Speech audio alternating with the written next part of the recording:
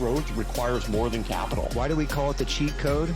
Nobody said growth had to be fair. Revenue solves everything. Welcome to the cheat code. What was our fastest path to revenue? We tend to like to do things the hard way.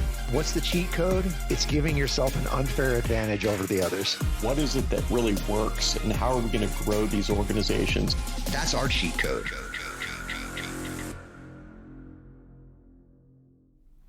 Hey, hello. You are back on the cheat code. I'm joined once again by Mr. Josh Wagner. Josh? What is happening, everyone? Broadcasting live from the Reconfigured podcast studio. Oh, dude, it's great in here. You should come check it out. Well, I'm about 10 feet away, so I may just do that after this call. So again, we've got another great guest joining us here this week. This is a twofer. We've actually recorded multiple podcasts this week, which is always good. So Rob is joining us. Rob's the top voice on LinkedIn. He's a co-founder and board member over at Optilyz. You'll have to pronounce this for me again. You just pronounced it. I've already Optilyz. Thank you. I always want to say Optilyz. Yeah. I don't even know why. And of course the CEO over at Superglue. So Rob Rebholz, welcome to the show. Thank you so much for having me. Absolutely. So, as we were kind of discussing prior, we get right into things here. So the show is called The Cheat Code for a reason. I'd love to hear yours as it relates to partnerships. There are a lot of answers, obviously, lots of things, but I think we should focus on something slightly more controversial. I think the cheat code is automation. Tell folks a little bit what Superglue does, because I think that will probably, lead us into some detail on why that answer is what it is. Yeah. And I keep this short, but ultimately what Superglue does is we help partner teams automate recurring processes, workflows, and help guide them through a co-sell process. Both the partner teams as well as their sales teams as well as their partners, and just create a more scalable co-sell as well as partner engagement motion. Which makes sense and it is refreshing, frankly, because there's so many tools on the market that, frankly, in my opinion, just compare lists. And then, the number one question that we always get, certainly from founders and their teams as we're trying to coax them into a partner-led go-to-market motion is, what do we do next? And certainly the default is not what we consider to be best practice. So what prompted that direction and what do you see, successful teams automating? Yeah. So I'm going to take you back to 2019. I'm back then I still lived in Berlin. November, it's dark, cold outside. I'm sitting in in the office with my co-founder, and we talk about go-to-market, right? We talk through different functions. We talk about our sales team. We just implemented a new sales methodology. We're talking about sales enablement and how our sales team is becoming more and more productive, more and more predictable in terms of what they do.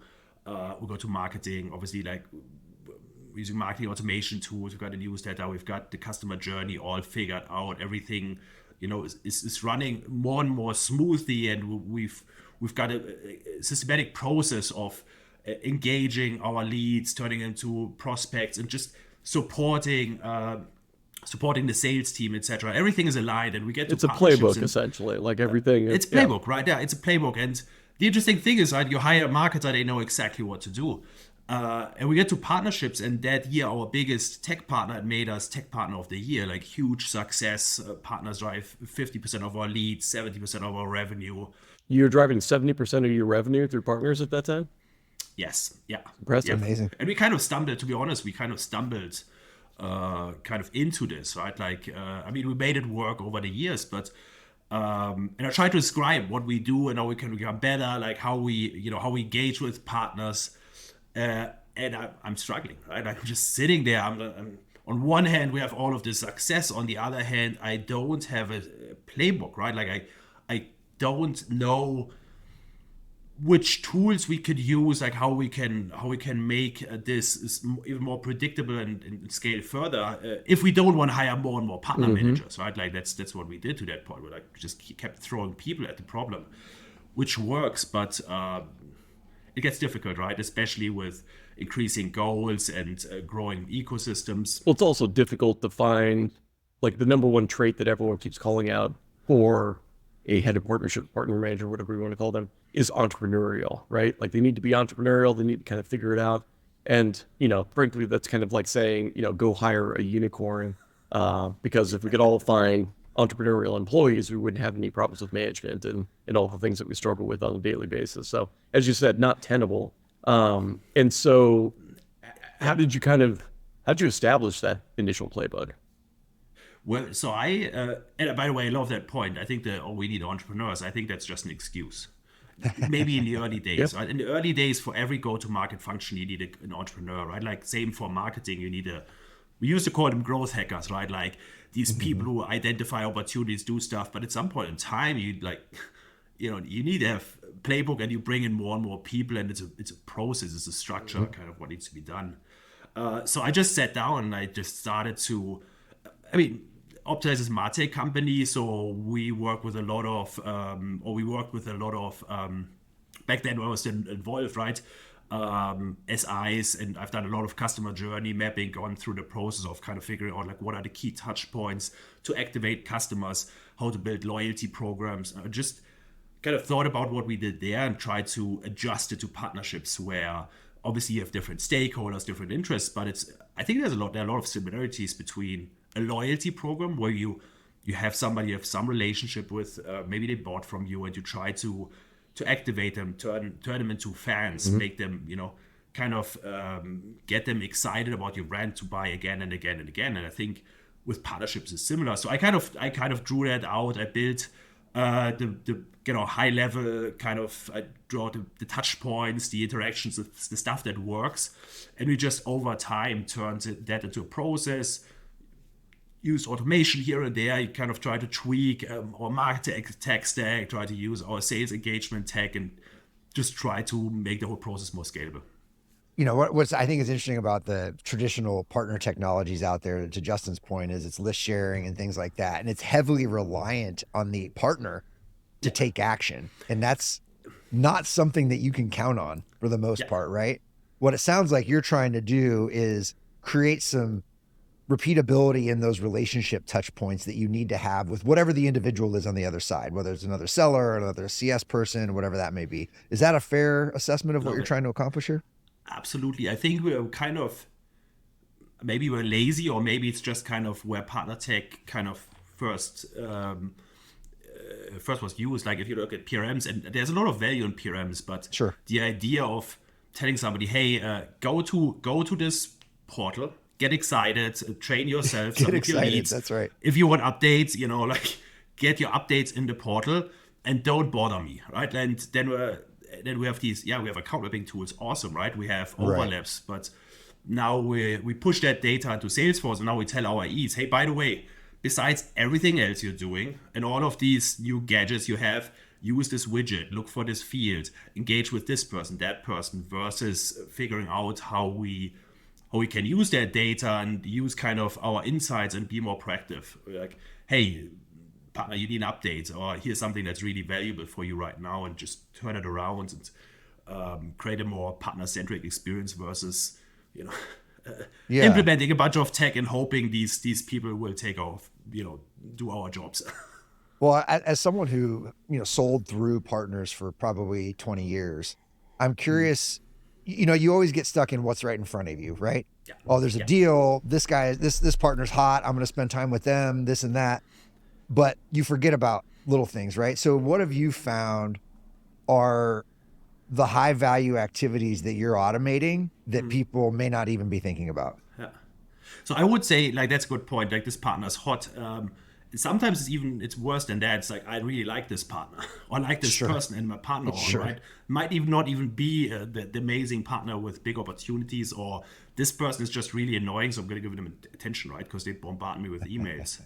In terms of that, I think one of the things we've seen, so there are a couple of touch points that are really easy to implement.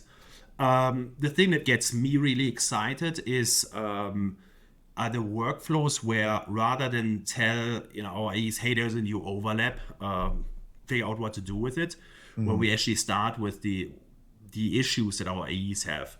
We look at our sales funnel, look at the deals that are, for instance, stuck in the sales process. Then we identify the partner who can help. Right? Like, we have an overlap with this partner sourced it, this partner has a relationship. Like, we have that data, right? Like, And then we engage the AE and see like, hey, looks like you're in trouble. Looks like here are the partners that could help you. Do you want help?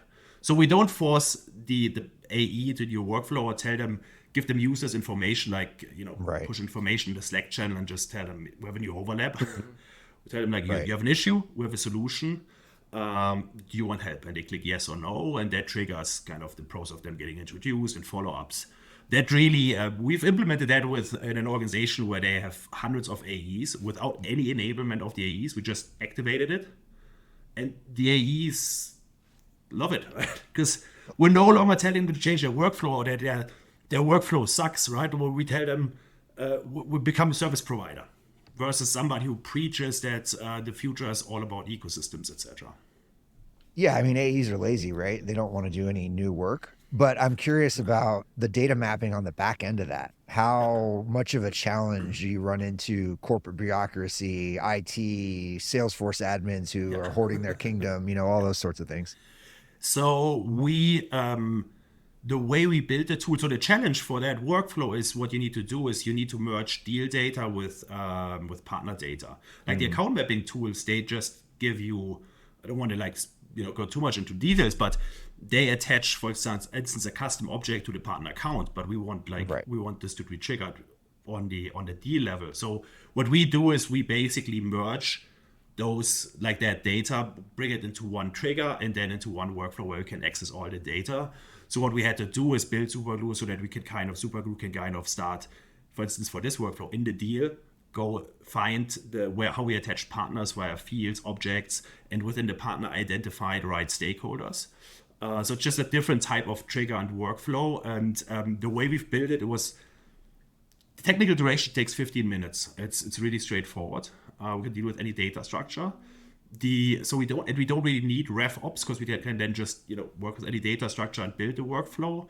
The challenge, however, is helping the partner teams identify the right workflows, understand what data they can use, what workarounds they have, and just set those up. Because in marketing, when I used to sell MarTech, you have a marketing team, you give them new tech, they know what to do.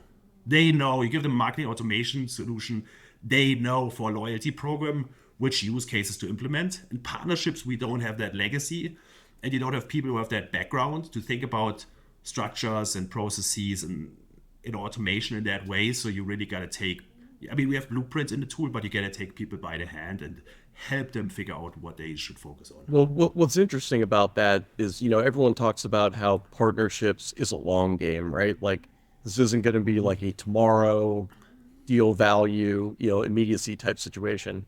But it seems as though you could almost create this hey, these are the initial milestones that we're going to accomplish that are going to lead to value, i.e. what data do I have to put into this system for a partner to be fully onboarded? And then, with that data, I'm going to be able to mine opportunity from within, all of those connected systems and so on. So have you found that partner managers are actually utilizing this to better understand the information they need to glean from partners? Yeah, it really, one of the challenges, and we've built workarounds to deal with that, one of the challenges is when we start even with big sophisticated partner teams is that partner data is a lot messier than sales data. Yeah, it normally resides in someone's head. Your sales team gets every week somebody kicks their butt if the the close date and this and that and the stage isn't probably in there, or if you don't use that framework. So part of the process is kind of figuring out what do you have and how do we deal with unclean data and what can you do with data, right? I've seen a lot of companies with spreadsheets where questions why do you track the partner activation status in a spreadsheet and not in Salesforce? Obviously you might not get RevOps resources, but even if you don't implement automations, you need a source of truth. It's just not acceptable that you have this in this spreadsheet, you have this in that spreadsheet, you have some stuff in Salesforce. In some cases, people aren't even synchronizing their emails into Salesforce, which means partner manager leaves, somebody takes over, they have no idea what happened in the past. Mm-hmm. So to some extent, you have to help people kind of understand what needs to be done. If you are if you have everything in spreadsheet, I've seen it. I've seen massive partner organizations that just have like a spreadsheet where they track everything, where you just have to tell them, hey, this is, before you think about tech, you got to clean up your data. You can't, like, there is no automation tool that can properly work off a spreadsheet that's manually maintained. You've mentioned RevOps a couple of times, and you've made reference to marketing automation. So, marketing automation was a new category some time ago, and that category spun off what we're calling RevOps people, right? Like those careers didn't exist before that category was created. And obviously we've all heard of the partner connective, list sharing, whatnot, but this seems new to me. Are you category creating? Are you creating new jobs where people are going to have to understand how to use partner tech? Like what's the program here? I think it's a new category. What we've so we don't when I talk to companies, we don't compete with like an existing tool that they replace, but with manual processes. And there's a lot of, and that creates a lot of obviously opportunity, but also challenges, because there is this fear in partnerships, right? Automate. It's kind of like, I don't know if you remember like 10, 15 years ago when we introduced sales engagement tools, right? And every AE is like, oh no, like what I do is so unique and different, and I can't use a template for this and that. And we had to kind of force them into a new way of thinking. Or we had to prove value, and then everything changed. And if you hire an AE today and you're like, no, you get your Gmail account, you get Salesforce, they will probably quit their job. Yeah, no, I mean, literally every AE bring their preferred, sales engagement tool into, an earlier organization. I've seen that happen tons of times. Exactly. Yeah, exactly. So tell me, we're building, we think about that category. What you have is you have siloed workflows, right? So you have, Crossbeam has workflows for their data, but they only, they focus on their data. So what do you do with the partners you don't use Crossbeam with, but Reveal, or that you don't use any type of account mapping tool with? So we have siloed workflows that are kind of being introduced by the data tools. The vision that we have is to build the engagement layer on top, and to go from, broader vision, like automation, but we're thinking about AI agents already, right? Like, what are the tasks that can be taken over by a machine ultimately, right? Like, there are lots of interactions, right? Like my tier 3 partners, like a lot of the long tail relationships I have with, the hundreds of AEs at one of my top partners that I would normally neglect. Are there better ways? Are there ways how we can complement humans with machines, and where we can create like better experiences? I was going to say, I'm maybe going to take this in a different direction than normal, but now I'm super curious. How are you going to market?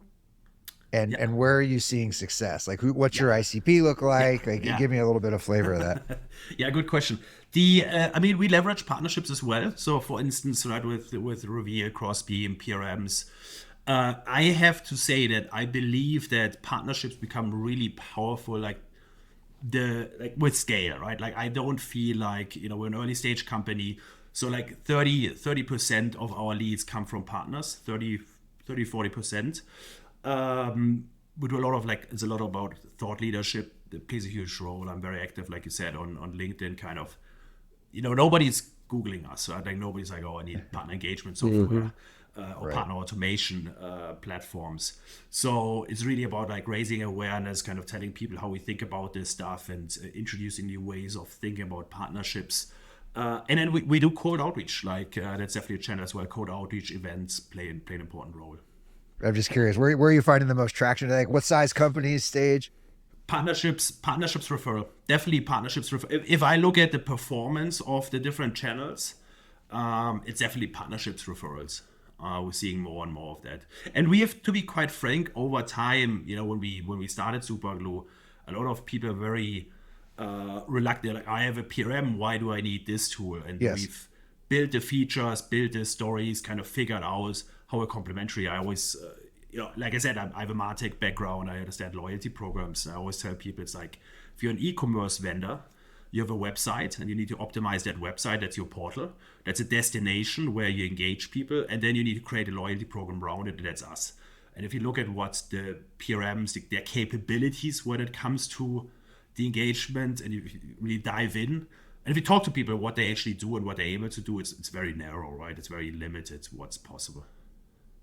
you mentioned kind of the Optilyz use case prior to even implementing any of this automation. So maybe that is the greenfield example here. But I'm curious, like, what's the most impressive result that you've seen as a result of automation and kind of leveraging this mentality? There are lots of things that we've seen that work really well. What really gets me excited is when we get AEs to work with partners without enablement, without harassing them, 17 workshops, and then they do this stuff, and then 2 months down the road they ignore it. So that gets me really excited. Internal enablement case that I described. The other thing that I've seen that like drives almost instant results is very often when we connect to people's Salesforce instances, we look at the last activity date for all the contacts attached to their partner accounts. And usually they haven't talked to 80% of the contacts, right? The people bring us into deals in at least half a year, normally 9 to 12 months. So 80% of the people in your ecosystem don't know about you anymore. Right. Like these people do, like, if you're an AE at a big company, like you do 2 lunch and learns a week. You've forgotten about the guy you talked to 6, 9, 12 months ago. Sure. So it's very easy to set up alerts, segment them to some extent, right? Like based on the partner type, partner tier, their job role, and just alert the partner manager, be like, hey, we have talked to this guy. He has a pre-drafted workflow to engage. It's very simple stuff, but that stuff works really well. All of a sudden, these people feel valued, right? Like you're checking in with them, and it feels very human. And very often, people like one of them will be like, "Oh, just talked to somebody last week. We should probably bring you guys in. I've totally forgot about you." So there are these low-hanging fruits in terms of engagement, and then like all of the touch points along the life cycle, right? Just setting those up isn't that complex. We're probably going to release this case study soon where we have two. It's a bit of an exception, right? Like normally we work with bigger partner teams, but in this case we have a 2-person partner team that has a very good process, right? A good ecosystem. They do a lot of stuff with SAP, and they within 10 weeks they increased the amount of people that they engage with by 800, like 800 additional people that are engaged. Like, and we're not talking about bombarding them with a partner newsletter. Right. Usually we just had this discussion with the customer of ours that they have 3 times higher engagement rates for our notifications, our engagement of their partners versus the partner marketing, which isn't surprising because Superglue messages are triggered they always come from partner managers' inboxes. So if I send you an email versus you get an email from a tool or just generic partners at Superglue, you're more likely to ignore it. If the email I send you is very relevant, very references previous interactions, it's obvious, right? It's the stuff we know from cold emailing as well. So yeah, it's just I think we need to, and that's the secret. Like you need to create scale, but you still need to create like very personal experiences or something that feels very personal. Right? It's just like loyalty programs. The most powerful loyalty program touch point is usually a birthday mailing. Right? Just happy birthday. Here's your discount code. Right. It's easy to automate. Right? Ask somebody what's your birthday, send an email. But it is incredibly powerful because it feels very relevant. Very personal. Yeah. If I get that email, like I'm like, oh man, they thought about me. That's so nice. Like, and this discount code, and so it's very thoughtful of them, and I go buy that stuff. It's usually the most powerful campaign, and it's similar with. You can implement similar stuff with partnerships. Well, you're gonna have to do me a favor and name one of your automations the Shaking the Tree campaign, because that's what we used to do, right? Like, oh shit, pipeline's low. We need to go call 15 partners because I haven't talked to them in 6 weeks.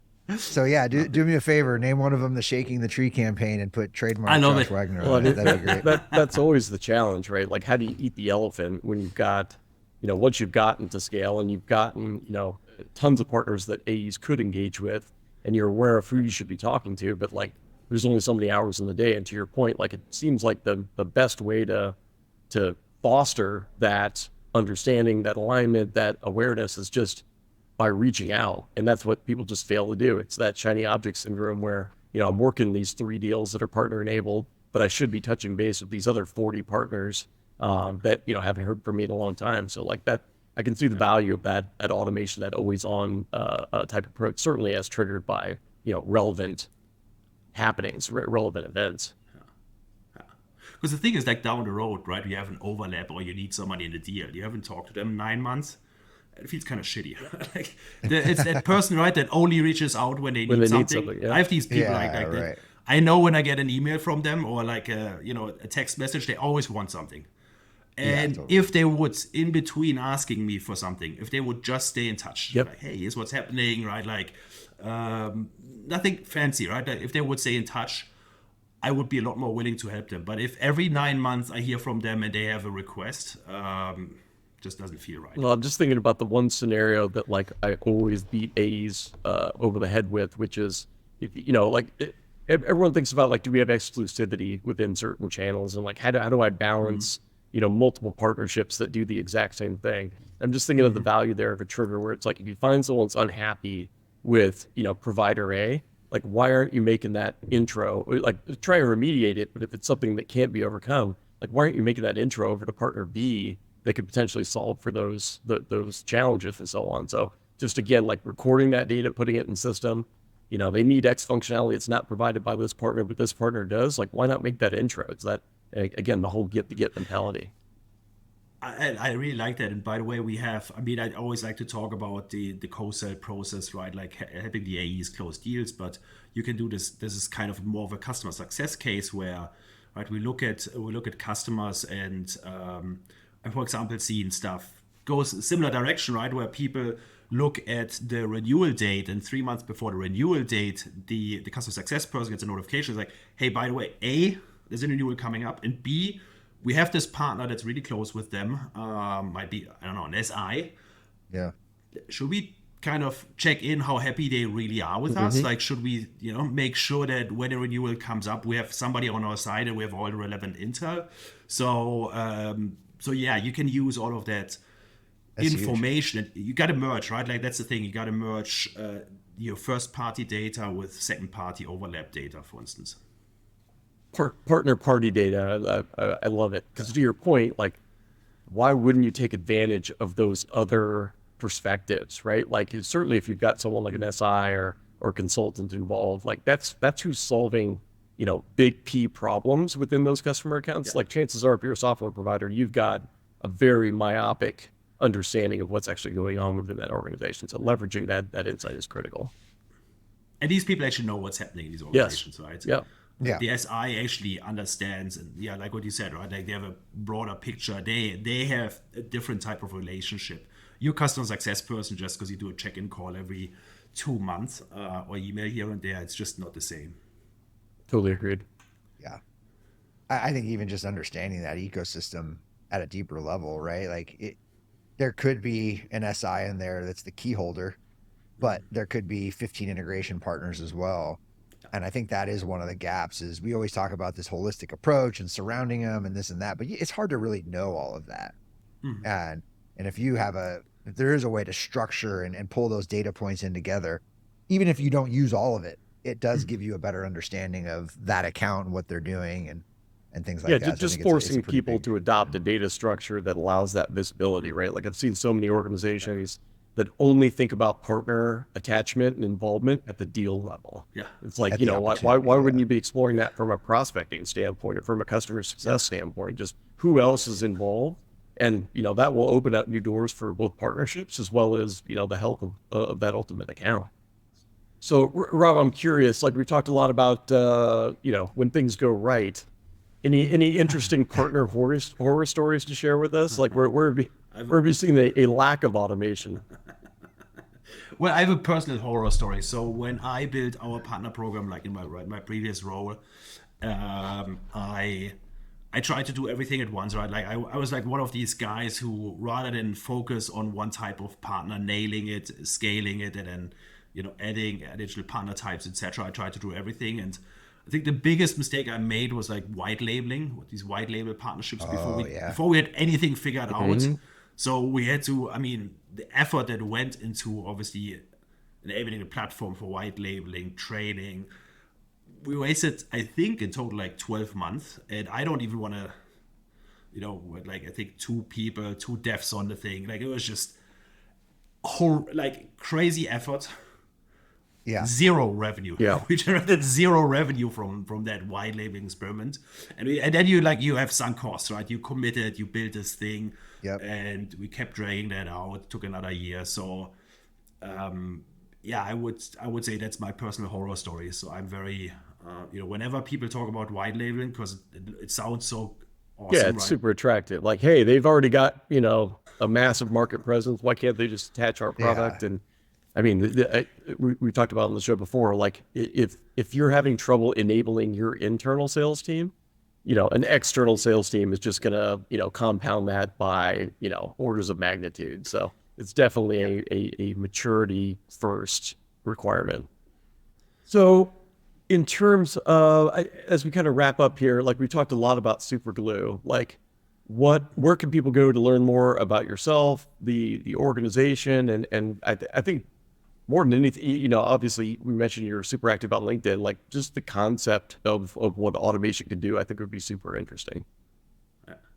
Yeah, so I write a newsletter and I try to be very tactical. It's always tempting to talk about features and the great product you're building, but I try to, like in our newsletter, on our blog on LinkedIn, I try to be technical and kind of share our view, like our insights. And then, you might try to replicate some of that stuff with other tech. I'm biased, right? I think with stronger solution, but there's, it really depends on what you try to achieve. I think it's a mindset, like having an automation mindset. And I did a survey recently where I asked people like, is partnerships in arts or science? And I think it was like 50-50. So 50% of partner teams still think this is is an art, right? Like, so what does that mean? Means that they don't think that automation is an opportunity, don't think that this is like a data-driven job, etc. So I try to share that perspective and kind of the insights, the things we learn, like the things that we realize that works, that doesn't work. What do you? I'm curious, just on that topic. What are you seeing, folks? Are more and more folks coming to you with like KPIs that they want to see as a result of your product? Because I feel like that's sometimes the tipping point where it's like we know what we want to measure, whereas like even 5 years ago, I don't think anyone really knew what to measure in partnerships other than sourced revenue. Like people would say influence, but they never measured used to it. argue, right? They're like, we influence everything and you can't measure it because we make everything better. And like, that doesn't really, resonate anymore. Right. So very often we have different types of conversations. We have conversations where people are just like feel overwhelmed and are just like, this is too much and we don't know. Just overall, like we know there is a problem, but we don't know how to tackle it. Then we have others like, hey, we need to we need to increase these KPIs. Tell me about like how you can help us achieve these goals. And then we have others that played around with different tools. We have that a lot, right? Like people that played around with tools that I kind of already know that they've done their homework and now they're just figuring out the right solution. So it's kind of a mix. I wish, or I try to, that's what we do in our like onboarding process. We try to like be systematic about like what are the KPIs we need to drive, because first you think about your goals, then you think about what you currently do and your gaps, and you kind of what it means for these goals. Then you think about data and what is foundation, and then you need to think about automation. Yep. So we've made that mistake where we didn't have that conversation about goals and KPIs and just made assumptions, and then you end up with the wrong focus. Yeah, for sure. Yeah, I think, the market as a whole feels like it's continuing to move in the right direction, which is always a positive. And, Rob, I think, your perspective here has been super valuable. So again, thanks for joining us here today. You can definitely check Rob out on LinkedIn, Rob Rebholz, and check out Superglue. Again, no incentive, no reward on our side. Just think it's a super interesting concept and really enjoyed the topic of automation. Again, if you're tuning in for the first time, please give us a like and a subscribe. We put this thing out on each Tuesday, so be tuned in for new episodes coming live. For Mr. Wagner and myself, thanks again for joining us on the Cheat Code.